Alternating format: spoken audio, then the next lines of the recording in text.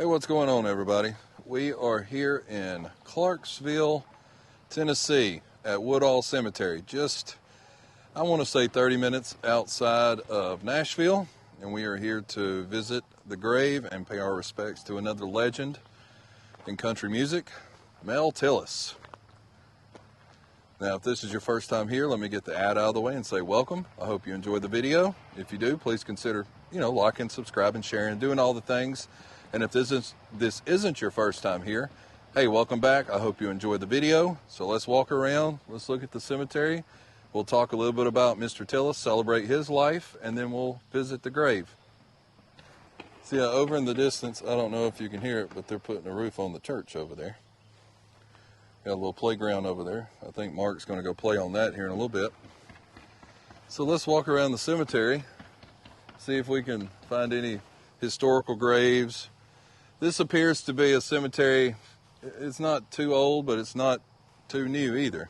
So Mr. Tillis was born in Tampa, and when he was young, the family moved to Pahokee, Florida, which is near West Palm Beach.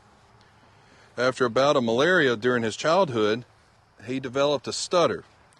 As a child, Tillis learned the drums as well as the guitar, and at age 16, he even won a local talent show.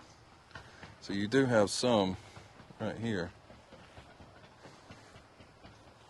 Well, they are hammering away on that roof, I can tell you that.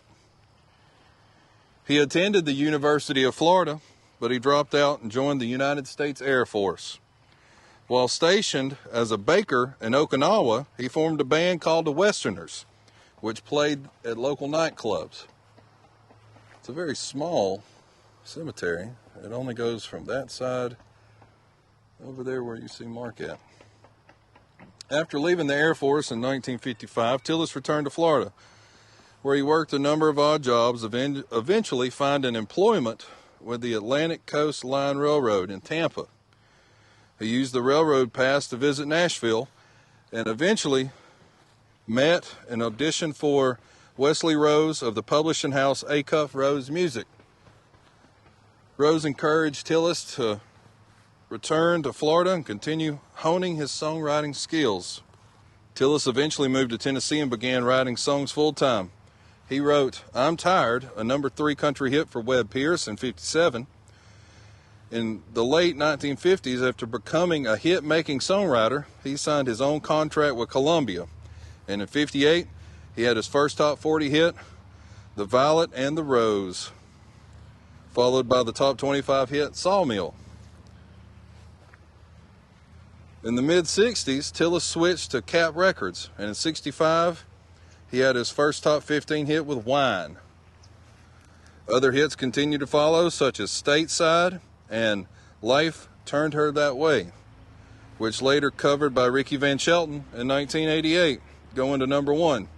He wrote for Charlie Pride, The Snakes Crawl at Night, and he wrote Ruby, Don't Take Your Love to Town, which was a hit for Kenny Rogers in the first edition. In '68, Willis achieved his first top 10 with Who's Julie. He also was a regular featured on the Porter Wagner Show. Things turned around in '69 for Tillis. He finally achieved the success he always wanted with 2 top 10 hits, These Lonely Hands of Mine, and She'll Be Hanging Around Somewhere. In 1970, he reached the top 5 with Heart Over Mine, which peaked at number 3 on the Hot Country Songs list. Hits came easily and quickly, such as Heaven Every Day, Commercial Affection, Arms of a Fool, Take My Hand, which was a duet with Sherry Bryce, and Brand New Mr. Me in '72. Tillis achieved his first chart topper with his version of his song, I Ain't Never. Tillis achieved a pair of 2 number 1 hits in '76, Good Woman Blues and Heart Healer. He achieved another number 1 in '78 with I Believe in You, and then again in '79 with Coca-Cola Cowboy, which was put in Clint Eastwood's movie Every Which Way But Loose. After his heyday, he remained a songwriter, writing for Ricky Skaggs and Randy Travis.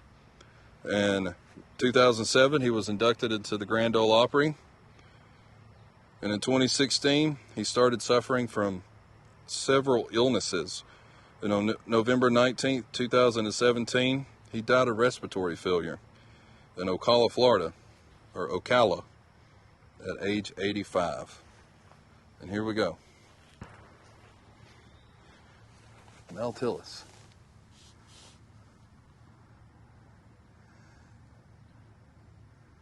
Veteran. It says he genuinely shared his gifts in song, story, and humor.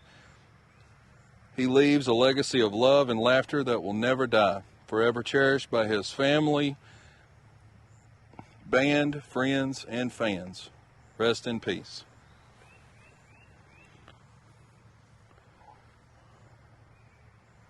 I would assume that's his wife, Doris. She died in 2019, 2 years after him.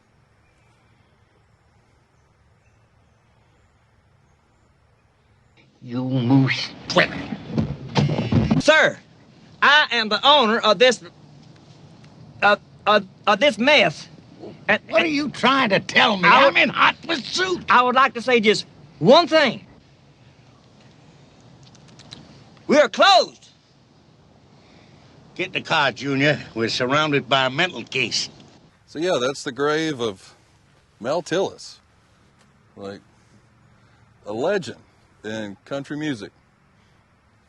He it was just like he had this songwriting ability, right? He could just put it out. Like it just came naturally. Some people just have that gift, right? So yeah, I hope you enjoyed the video, and I have some merchandise, and I have the member section and all that stuff. I always try to plug it in every video, so you know, if that's something you can help out with, that's cool. And if not, hey, that's cool too. Just by liking, sharing, subscribing, doing all those things, that helps the channel grow, so you and I can go to these places and do these things together. So once again, thank you guys for watching, and you never know what you're going to find on the Backroads. I'll see you guys next time.